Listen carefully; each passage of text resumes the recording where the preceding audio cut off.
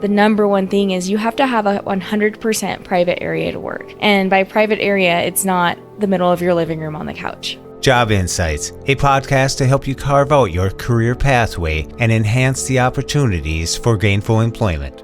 So it's not just all like, hey, I'm working from home, I got it made. A lot more comes with it. To help you navigate the employment world and give you job insights and enhance the opportunities to choose the career you want. FlexJobs.com. FlexJobs is the real deal. Colorado's own. And this is a company called FlexJobs. And you can find the Job Insights podcast on blindabilities.com, part of the Blind Abilities Network, with host Serena Gilbert and myself, Jeff Thompson. Well, FlexJobs is a unique job service that helps job seekers find opportunities that have some kind of work flexibility. People are talking about this all the time in conversations, so if you want to learn from them, share with them, or even give advice, Career Resources for the Blind and Visually Impaired Facebook group is there for you.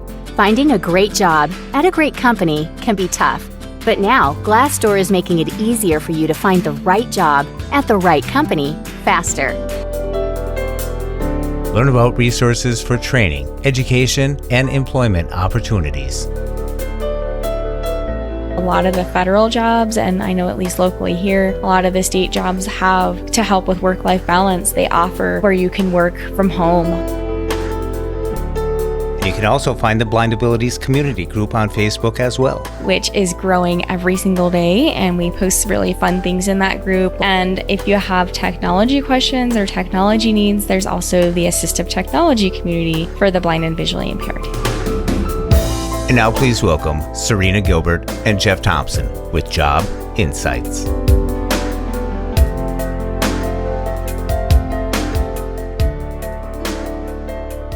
Welcome to Job Insights. I'm Jeff Thompson, and with me in the studio is Serena Gilbert. Serena, how you doing? I am doing great. It's so awesome to be back in the studio. How about you? Oh, love it, love it. We got something interesting to talk about. One of the biggest topics that comes up on the Career Resources for the Blind and Visually Impaired Facebook group is working from home. And Serena, you yourself know there's not a day, almost every day someone mentions something about working from home. Yeah, by far the most popular topic that comes up in our group, where anything from what companies are hiring for work from home opportunities to what companies are accessible. And we just wanted to take some time to maybe talk about what working from home really looks like, and also some tips for making sure you're not falling for any scams or anything like that, because the last thing we want is for any of our individuals in our groups to be taken advantage of by a company that's not legit. And one of the biggest appeals that I can imagine people are thinking about is transportation. You're already home, but when you're at home,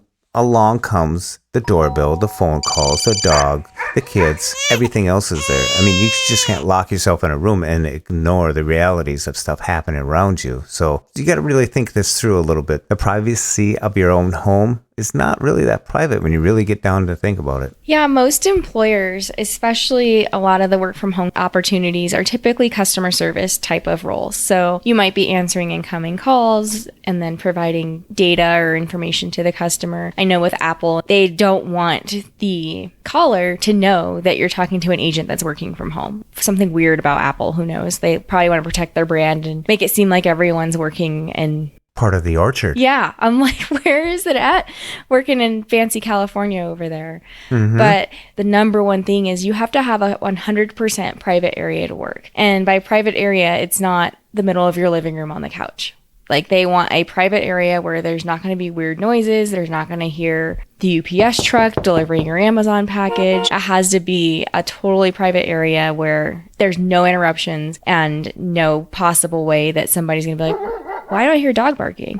You know, it's, I'm not saying you have to soundproof your room, but that is something that they're going to be looking into, is do you have a private place to work? Other than the fidget spinner spinning, you really need to be isolated. And when you do isolate a room, a portion of your house, that falls into the taxes too. Because if you're doing your own business, working for someone at home, that space becomes part of a taxable item. And that's another thing that is working from home, is you may be a contractor, which brings you into tax responsibilities. So it's not just all like, hey, I'm working from home, I got it made. A lot more comes with it. And the other thing is, depending on the company, Some companies will provide you with the technology that you need. They'll send you everything because they deal with maybe very secure information and need things set up a certain way. But there are some companies that, when you look at the job postings, require that you provide your own internet, your own computer that meets certain specifications. And when they say internet, you can't have like a Wi-Fi access. It has to be a hardwire access. And for many reasons, we all know routers fail and are not nearly as fast as if you're hardwired to something. So that's another aspect to think about. Like, do you have the equipment that the employer is requiring of you if they do not provide it?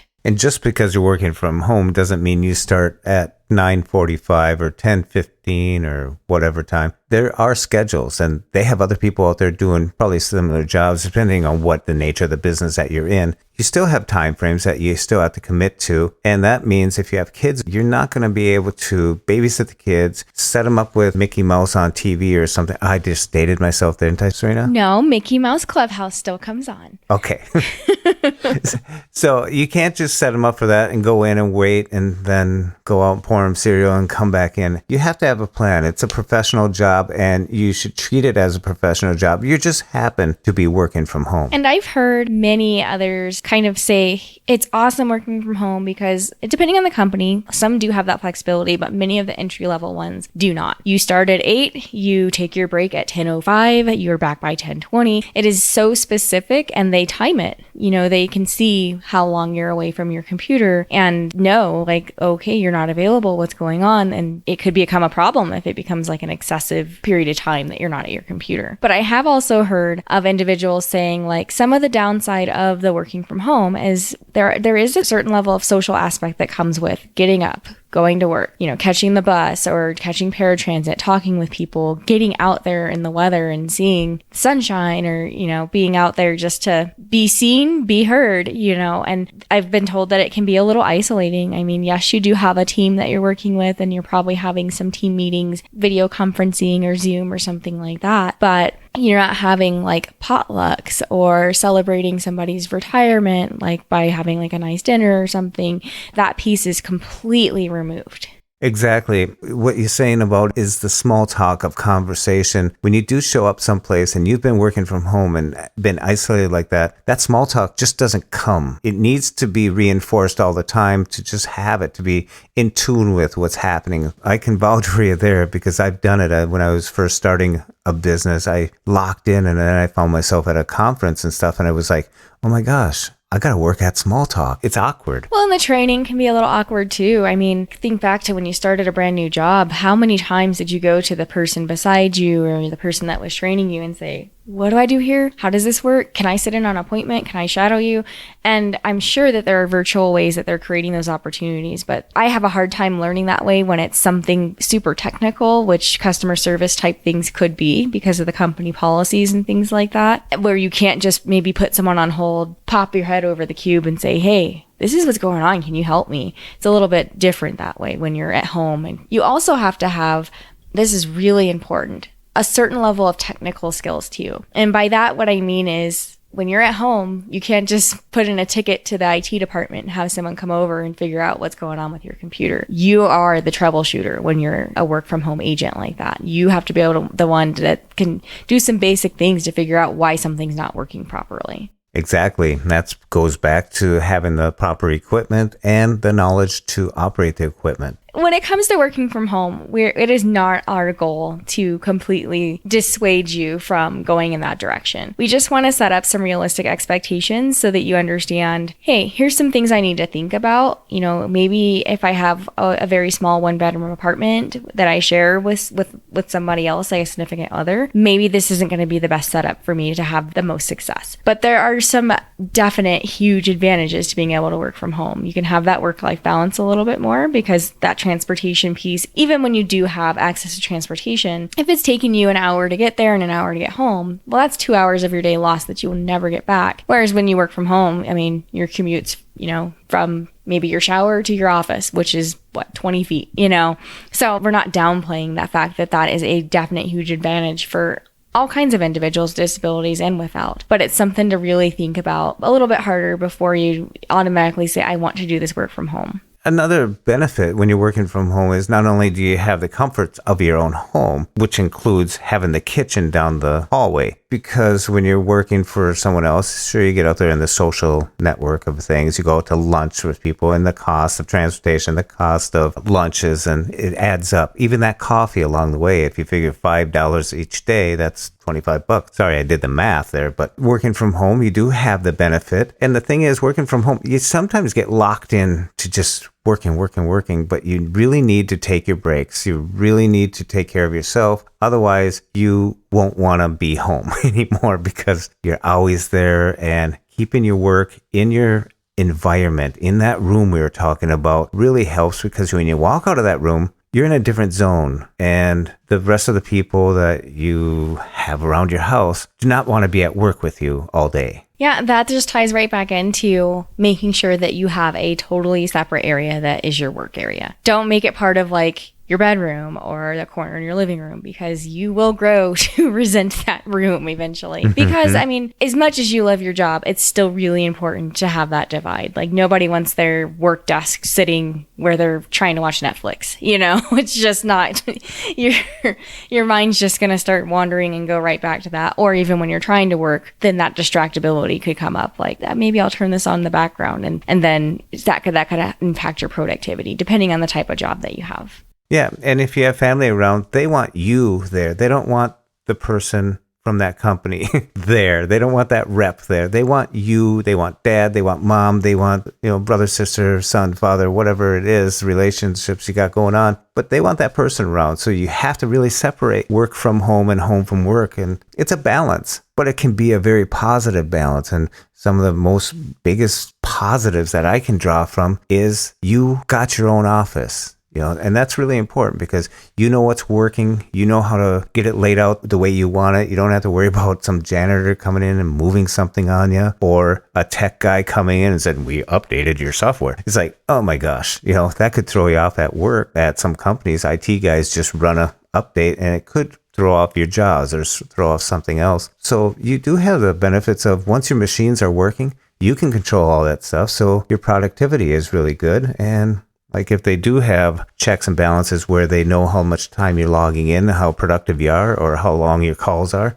you're singing a happy tune there, because you know your equipment and it's working right for you. And I bet a lot of our listeners are wondering, like, okay, great. Even with all this stuff that you guys are talking about, I still really want to try to work from home. And another super common question that we see in the group is, well, where do I find these opportunities? What companies are legitimate? And the number one piece of advice that I can give you when you're searching for work from home is, do not Google work from home opportunities. You will find every scam in the book if you do that. And sure, some might come up that are legitimate, but the vast majority are going to be ones that are not really work from home opportunities, or they're just going to skim your information and sell it to like robocallers or spam emailers and things like that. The best way to look for them is to start with legitimate companies. Like, as an example, and I'm not sure on the accessibility of this because everyone's accessibility needs are different. Some can use magnifiers, others need screen readers, but like, there's very large companies that hire work from home companies like Apple,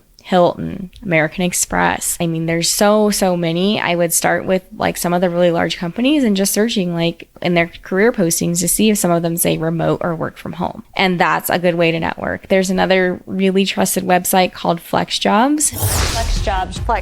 FlexJobs.com. FlexJobs is the real deal. Colorado's own. And this is a company called FlexJobs. 9 News consumer reporter Mark Kobrick is looking at this business called FlexJobs. For a lot of people, they're thinking, how do I get one of these jobs? I want one. I want to be able to work flexible hours, stay at home. Sarah Suttonfeld joining us, the CEO of FlexJobs. Okay, what is FlexJobs exactly? Well, FlexJobs is a unique job service that helps job seekers find opportunities that have some kind of work flexibility, such as telecommuting, freelance, part-time, flexible schedules. FlexJobs, they have legitimate work from home opportunities. Some of them are contract based, some part-time, some full-time, but that does require a little bit of a subscription investment into it, because since they are legitimate, unfortunately, to keep that kind of going and the filtering and screening of that, they do charge a subscription fee to be able to have access to those job postings that they have. So be careful. That's my number one. And when in doubt, like if it seems a little too good to be true or it seems a little bit fishy, look at the Better Business Bureau or ask around, like ask in the group that we have. We're happy to help you look at some things. And you publish a lot of stuff on Glassdoor. Can you explain what Glassdoor is? So Glassdoor is a website. Finding a great job at a great company can be tough. But now, Glassdoor is making it easier for you to find the right job at the right company faster. Welcome to Glassdoor's new job search experience, delivering you the latest jobs combined with information from employees to help you make a more informed job decision. Here's how it works. Whether searching on your mobile device or laptop, start by searching for any job in any city.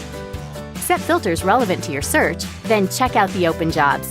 Better than anywhere else, Glassdoor's job listings show the job description from the employer and information from employees on what it's really like to work at a company, including reviews, ratings, and salary details. All the information you need is in one window, allowing you to instantly apply to a job or save the job and apply later. Glassdoor's job search also helps employers recruit the very best talent. That's because data shows when job seekers are more informed about an employer, they're a higher quality candidate. Plus, employers are encouraged to showcase their employer brand to prospective talent by including a company video, photos, and more, all within the job listing itself. Why wait? Check it out today. Glassdoor, helping people everywhere find a job and company they love.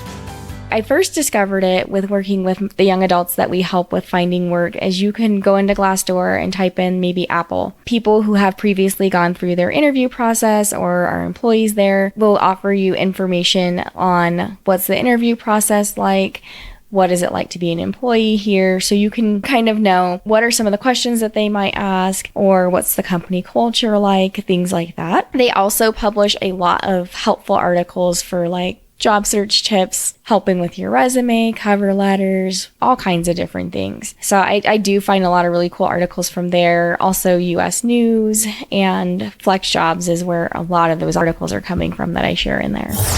You put in your profile and it actually matches you to jobs they think will fit your profile. These are Fortune 500 companies. These are companies that are rated best places to work in the world, and there's a reason why. I believe flexible work is the future. The jobs are hand screened and vetted. They're presented very clearly without advertising. We make it easy for people who are looking for work flexibility to find those opportunities. The success stories are what keep us going. It's what our team loves. To hear them, it's why we do what we do.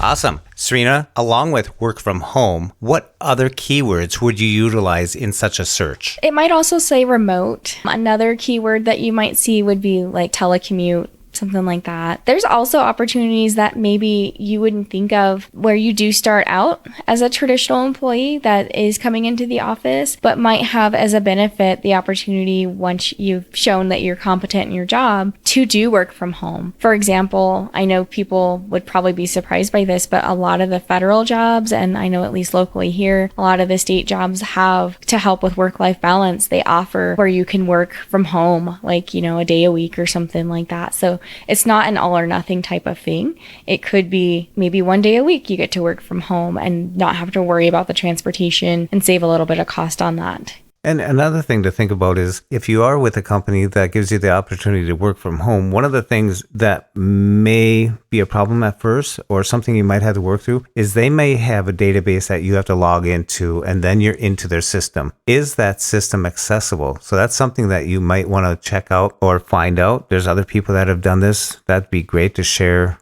or gain knowledge from them. Well, I mean, it's interesting that you mentioned like the systems to like remote in essentially. So I very often, especially during the school year, I'm not working in my office. I'm at a school, I'm at home, I'm in Denver, I'm anywhere but my office usually. And we use Cisco VPN, and that's very common. I'm not sure, in the private sector, but in the public sector, it's a very trusted type of network. And the Cisco VPN is super accessible. Once you set it up, when you log into it, it sends you a code to your phone to like the two-factor authentication. Mm-hmm. Essentially, once it kind of does its thing, your computer, it's like you're on the network.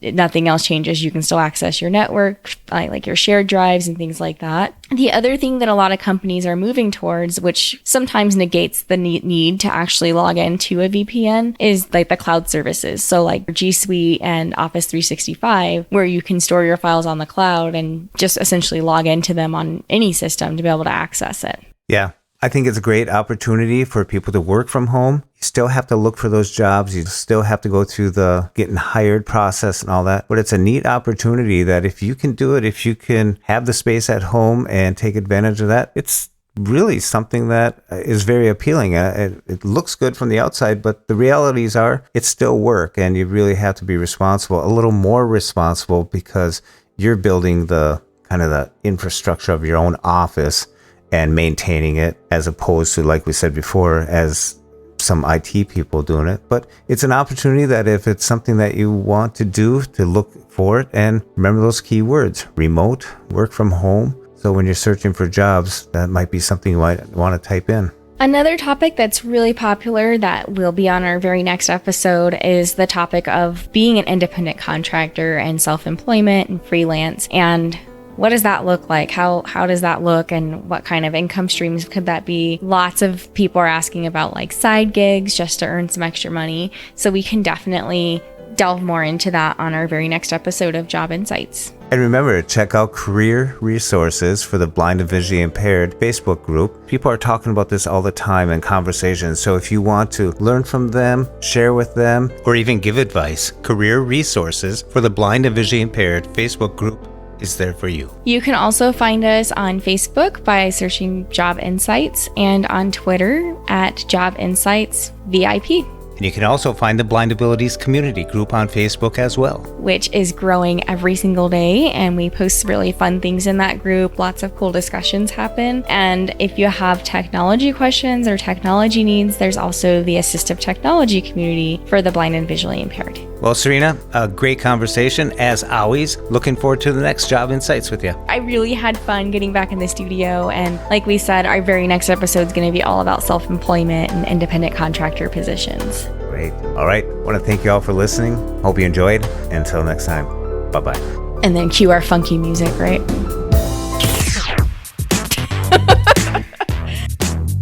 And for more podcasts with the blindness perspective, check us out on the web at www.blindabilities.com. Follow us on Twitter at blindabilities, and download the free Blind Abilities app from the App Store or the Google Play Store. That's 2 words, Blind Abilities. And you can enable the Blind Abilities skill on your Amazon device just by saying Enable Blind Abilities. Listen to us on the Victor Stream or any podcatcher of your choice, Downcast, Overcast, the native podcast app on your iPhone. And remember, it's 2 words. You got it. Blind Abilities. And most of all, I want to thank you, the listener.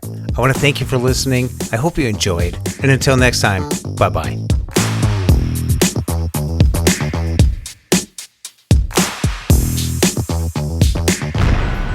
When we share what we see through each other's eyes, we can then begin to bridge the gap between the limited expectations and the realities of blind abilities. The realities of blind abilities.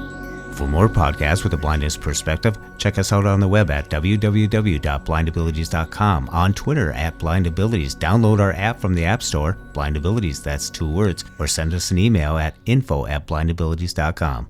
Thanks for listening.